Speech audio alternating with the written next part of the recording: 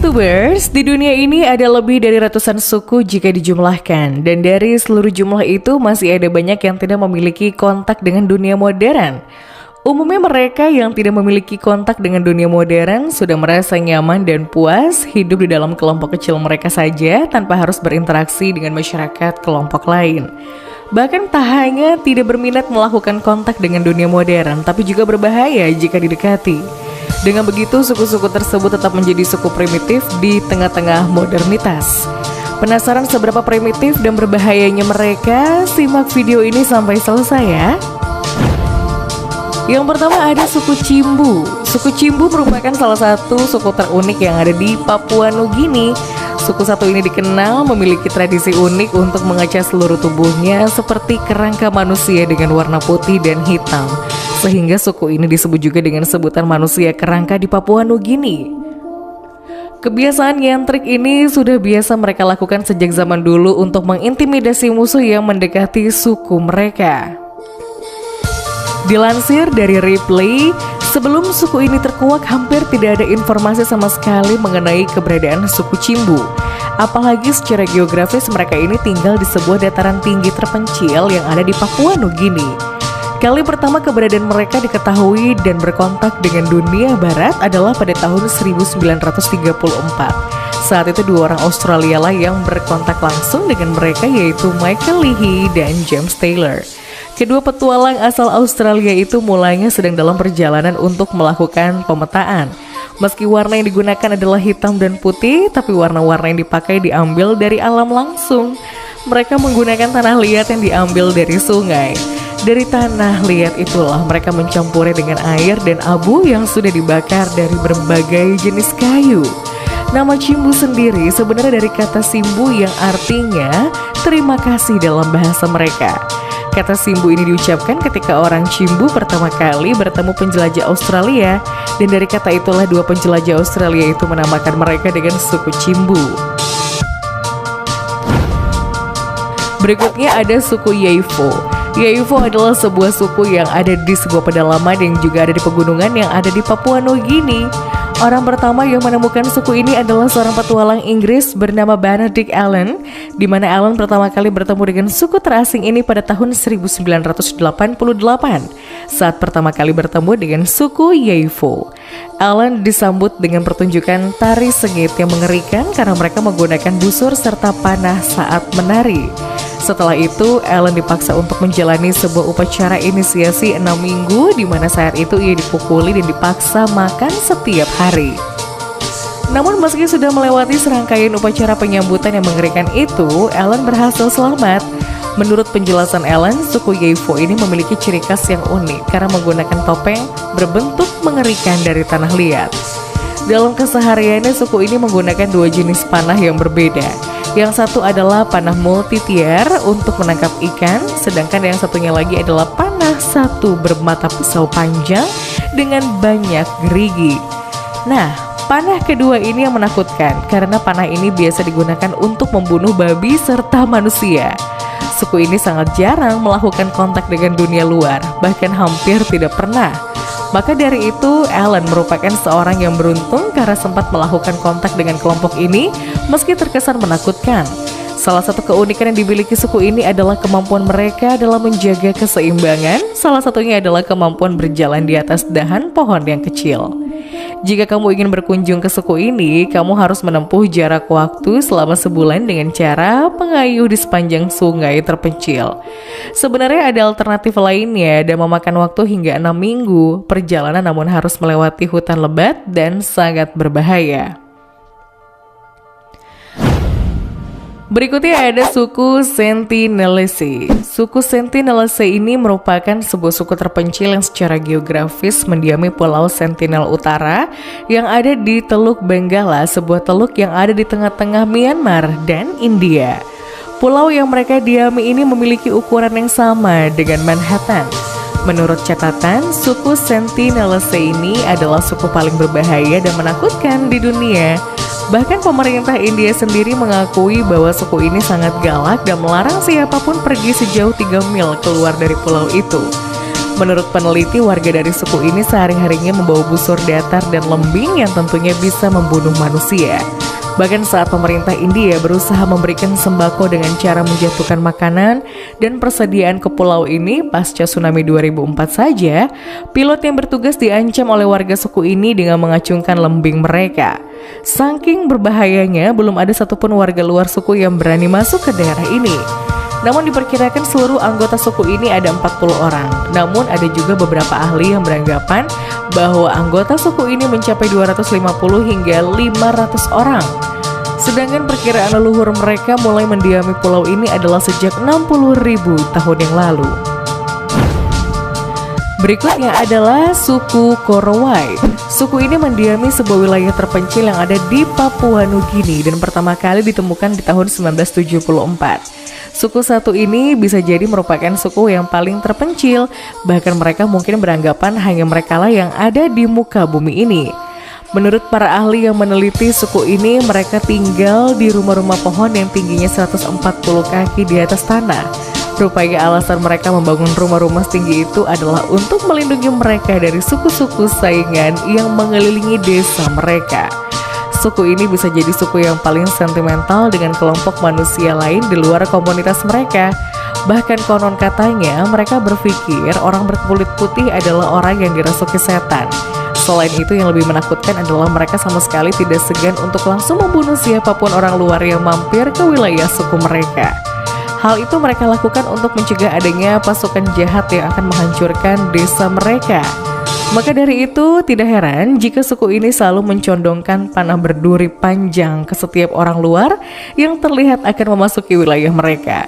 Mereka tidak akan menurunkan panah tersebut sampai adanya perdamaian. Selain pembunuhan, terutama kepada orang luar yang banyak terjadi di suku ini, isu lain yang tidak kalah ekstrim dan menjadi hal yang normal adalah isu kanibalisme. Beberapa berita mengatakan ketika ada orang luar yang mati karena akan masuk ke wilayah mereka, maka daging mereka akan dikonsumsi oleh orang-orang dari suku ini dalam sebuah acara kesukuan. Spekulasi ini diutarakan setelah Michael Rockefeller bersama seorang antropolog asal Belanda yang mengalami nasib buruk dan tak kunjung pulang usai melakukan kontak langsung dengan suku ini pada bulan November 1961. Saat itu mereka berdua mengitari hutan terpencil di area Asmat yang kini disebut New Guinea, Belanda. Tapi mereka tidak kembali setelah itu. Akhirnya banyak pihak yang mengira kedua orang itu diikat dan dibunuh, kemudian dimakan karena mereka berdua dianggap sebagai setan berkulit putih yang masuk tanpa izin di wilayah mereka. Berikutnya ada suku Surma atau disebut juga dengan sebutan suku Suri. Suku Surma tinggal di zona Bangku Maji dari bangsa Selatan, sebuah wilayah rakyat yang ada di Ethiopia. Suku ini dianggap sebagai suku paling terpencil dan paling berbahaya. Alasannya adalah karena mereka menggunakan senjata api otomatis yang mereka dapatkan dari perang sipil Sudan untuk melindungi ternak serta desa mereka. Anggota suku ini juga sangat berbakat ketika bertempur, meski hanya menggunakan tongkat yang mereka sebut sebagai sagin. Orang-orang suku Surma menggunakan sagin sebagai ritus peralihan untuk laki-laki muda dan menggunakannya untuk berduel dengan pria lain demi mendapatkan seorang wanita. Di tengah duel tersebut, sangat mungkin salah satunya terbunuh di akhir duel. Dalam kehidupan sehari-hari, masyarakat di suku Surma memelihara hewan ternak, termasuk sapi dan kambing, serta suka bercocok tanam seperti sorghum, ubi, serta jagung.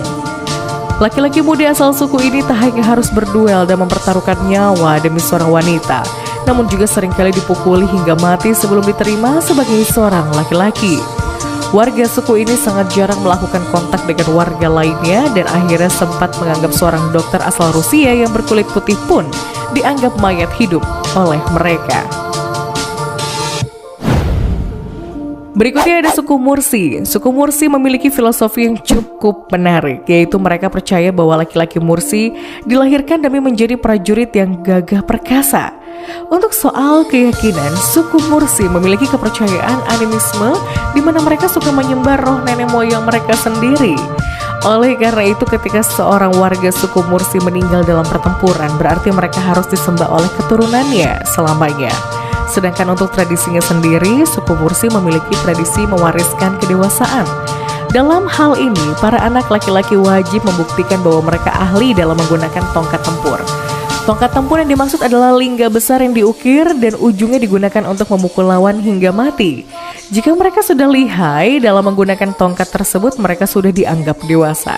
Selain itu, jika hendak menikah, laki-laki dari suku Mursi harus melawan pria lain jika pria tersebut menyukai wanita yang sama. Setelah menikah, para lelaki Mursi harus hidup teratur dalam memimpin penggerebekan di desa-desa tetangga untuk mencuri sapi mereka. Di sisi lain, ada juga beberapa pria Mursi yang menggunakan tongkat perang tradisional yang harusnya dikeramatkan, bahkan ada juga yang menjualnya demi senapan otomatis. Berikutnya adalah suku Awa. Suku Awa juga merupakan sebuah suku pedalaman yang paling terancam yang ada di dunia. Dilansir dari National Geographic di tahun 2018 serta Survival International pada tahun 2017, suku Awa merupakan suku yang hampir punah. Berbeda dengan suku lainnya yang mendiami suatu wilayah, suku Awa justru merupakan suku yang hidupnya nomaden atau selalu berpindah-pindah. Meski berpindah-pindah, tapi suku Awa tetap mendiami wilayah tertentu yang ada di hutan Amazon, tepatnya berada di perbatasan Peru dan Brazil. Namun sekitar tahun 2016-an terjadi penerbangan hutan secara masif di Brazil, dan karena itulah suku Awa harus berpindah dari Amazon. Suku yang memiliki 600 anggota ini terus-menerus terancam tidak memiliki tempat tinggal karena adanya penebangan hutan dan pembukaan lahan oleh oknum-oknum egois di muka bumi. Itulah yang membuat suku Awa terancam punah. Berikutnya ada suku Ayoreo. Suku Ayoreo merupakan sebuah suku yang tinggal di pedalaman hutan Chaco yang ada di Paraguay. Menurut informasi yang ada, suku ini merupakan salah satu suku yang paling berbahaya di dunia. Suku ini mendiami salah satu sudut di dalam hutan Chaco yang merupakan hutan terbesar di Amerika Selatan. Ada di luar sungai Amazon. Pada tahun 2018 dilansir dari Reuters, suku Ayoreo merupakan salah satu suku pedalaman di luar cekungan sungai Amazon yang tidak bisa diakses sama sekali. Namun kini tempat tinggal mereka juga sama terancamnya.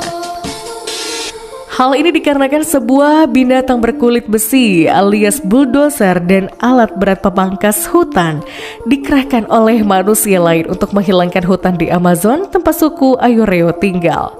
Bahkan beberapa misionaris nekat melakukan kontak langsung dengan kepala suku Ayoreo untuk meminta tanah mereka. Tapi tentu saja permintaan tersebut menimbulkan konflik dan ada pertumpahan darah di sana. Berikutnya ada suku Yanomami. Suku Yanomami merupakan sebuah suku yang ada di Venezuela. Kamu mungkin bingung karena nama sukunya saja mirip dengan istilah dalam bahasa Jepang ya. Tapi begitulah adanya. Sebelumnya hampir tidak ada orang yang tahu keberadaan suku Yanomami ini. Salah satu artikel yang dipublikasikan The Washington Post berbicara mengenai suku Yanomami dan itulah publikasi pertama mengenai suku ini. Sebelumnya selama ribuan tahun suku ini suka hidup secara nomaden di hutan hujan tropis yang melintang dari Venezuela Selatan hingga Brazil Utara. Dan yang menarik adalah suku Yanomami ini adalah suku pedalaman yang memiliki jumlah anggota terbanyak loh. Menurut penelitian, anggota kelompok dari suku ini di usia 40.000. Namun sepertinya jumlah angka terus menurun, apalagi semenjak krisis. Anak-anak kecil di sana mengalami busung lapar bahkan kehilangan tempat tinggal. Apalagi di tahun 2018, dilansir dari The Guardian, dijelaskan bahwa di tahun itu ada sekitar 500 anggota suku Yanomami yang terkena penyakit cacar. Berikutnya ada suku Toto Bigesode. Toto Bigesode merupakan sebuah suku pedalaman yang mengisolasi diri dari dunia luar. Suku ini tinggal di Paraguay. Menurut penelitian, mereka terakhir kali melakukan kontak dengan manusia lain terjadi 40 tahun yang lalu ketika seorang petani Mennonite mengambil tanah mereka secara paksa serta kebun dan babi. Meski tergolong suku pedalaman yang jarang melakukan kontak dengan manusia luar, tapi ada juga kok beberapa warga Plus 62 tertohok dengan Toto Bigesode yang membuatnya meriah. Selain itu ternyata ada juga beberapa orang warga Toto Bigesode ini menerima hidup modern di kota besar. Dan ada satu lagi yang unik dari anggota suku ini, jika ada seorang warga yang terlihat hampir meninggal, maka teman atau saudaranya harus menggali lubang di tanah. Dan tiba ketika mereka sekarat dan lantas dikubur hidup-hidup.